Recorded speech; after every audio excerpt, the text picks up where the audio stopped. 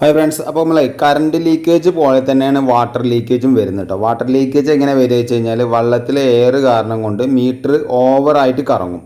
സാധാരണ രീതിയിൽ ഇതെങ്ങനെ വരിക വെച്ച് കഴിഞ്ഞാൽ ഒരു സിംഗിൾ ടാപ്പ് പോയിൻ്റ് ഉള്ളിടത്ത് പ്രശ്നം വരുന്നില്ല. നമ്മൾ സാധാരണ വാട്ടർ ടാങ്കിൻ്റെ മുകളിലേക്ക് നമ്മൾ പോയിൻ്റ് ഇടുമല്ലോ, അങ്ങനെ വാട്ടർ ടാങ്കിൻ്റെ മുകളിലേക്ക് പോയിൻ്റ് ഇടുമ്പോൾ അതിലൊരു ബോൾ ഉണ്ടാവും, ഒരു ഫ്ലോട്ട് വാൾവ് ഉണ്ടാവും. ആ ഫ്ലോട്ട് വാൾവ് എന്താ വെച്ച് കഴിഞ്ഞാൽ ഫ്ലോട്ട് വെള്ളം ഇല്ലെങ്കിൽ താന്നിട്ടാണ് നിൽക്കുക.